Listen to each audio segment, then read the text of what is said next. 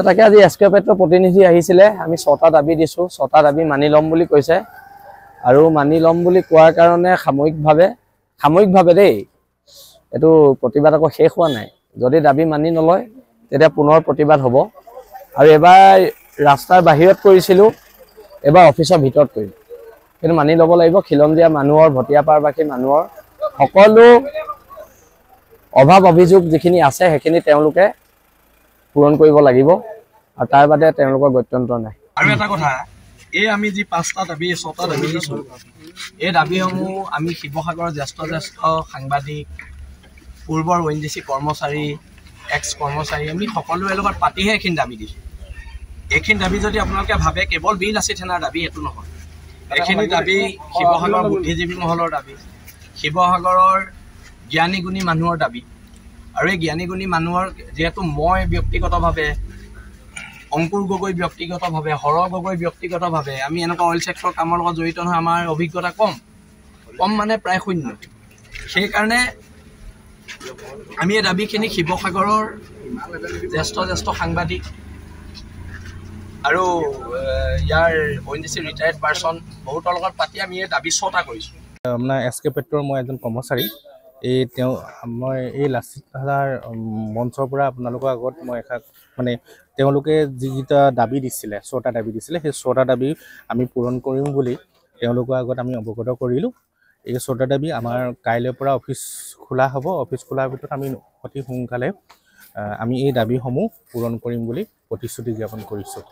যিবিলাকত আপোনালোকৰ ৰিগ আছে তাত আপোনালোকে সামাজিক দায়বদ্ধতাটো পালন কৰিব লাগিব তাৰ যিবিলাক অনুষ্ঠান প্ৰতিষ্ঠান সেইবিলাকক ফুটবল কোচিং চেণ্টাৰ এটাই চলি আছে আমি যিবিলাক উপলব্ধি কৰোঁ মানে স্কুল এখনে ডেমেজ হৈ আছে বা ক'ৰবাত কিবা এটা কৰিব লাগে ৰাজহুৱা স্বাৰ্থজনিত সেইবিলাক আপোনালোকৰ দায়বদ্ধতাটো থাকিব লাগিব অনাগত দিনত বোলে আপোনালোকে ক'ৰবাত কৰি গ'ল তাত যদি আপোনালোকে কাম নকৰে তাৰ ক্ষেত্ৰত কিন্তু চোকা দৃষ্টি ৰখা হ'ব কিন্তু তেওঁলোকে য'ত কৰি থাকে সেই জেগাৰ পৰা যদি সেইটো আপোনালোকে চালি জাৰি স্বাস্থ্যকে মানে বস্তুবিলাক আমি কৈ দিছোঁ এইবিলাক যে পাবত গজা যে ইউনিয়নগিৰিবিলাক যে কৰে আপোনালোকে তাতকৈ জাতীয় দল সংগঠনৰ লগত আলোচনাত বহিব আপুনি জাতীয় দল সংগঠনৰ লগত আলোচনাত বহিব ইউনিয়নগিৰি কৰি সিহঁতে কি কৈছে ইউনিয়নগিৰি কৰি গোটেই বদনামটোতো চব হৈছে এটা ল'ৰাই ইয়াত 10,000 টকা দৰমহা পায় তাৰ পৰা খাই দিয়ে 1 লাখ টকা ইয়াৰ পিছত শৃংখল এইটো কৈ লওঁ 6 নম্বৰটো আছে বিল আছে সেনা অসমলৈ যি 6গৰাকী পৰিয়ালে ক্ষতিপূৰণ নোপোৱা অভিযোগ লৈ আহিছিল তেওঁলোকৰ পৰিয়ালৰ যোগ্য ব্যক্তিক সংস্থাপন দিম বা উচিত ক্ষতিপূৰণ দিম বুলি আজি এই পত্ৰৰ দ্বাৰা আপোনালোকে আমাক অৱগত কৰিলে 6টা পৰিয়াল আৰু পৰিয়ালৰ লগতে 6টা পৰিয়াল আহিলে এই 6টা পৰিয়ালক আপোনালোকে এইটো দিব তাৰপৰা উক্ত দাবীসমূহ সঠিকভাৱে ৰূপায়ণ কৰিম বুলি বিল আছে থানা অসম শিৱসাগৰ জিলা সমিতিৰ প্ৰতিশ্ৰুতিবদ্ধ হ'লোঁ আচলতে এই দাবীখিনি তেওঁলোকৰ ওচৰত আমি প্ৰেৰণ কৰিছিলোঁ যোৱাকালি আমাক তেওঁলোকে হোৱাটছআপত এইটো দিলে আৰু তেওঁলোকে আজি কপি লৈ আহিছে আৰু এই কপি গণতন্ত্ৰৰ ৪ৰ্থ স্তম্ভ আগতো আমি আৰু ৰাইজৰ আগলৈ আমি এই দাবী যিখিনি মানিছে এই দাবীখিনি আপোনালোকৰ আগলৈ প্ৰেৰণ কৰিলোঁ আৰু অনাগত সময়ত এটা কথা আমি সাময়িকভাৱে যি স্থগিত কৰিছোঁ এইটো ভাবি নল'ব যে সম্পূৰ্ণ আমি তুলি লৈছোঁ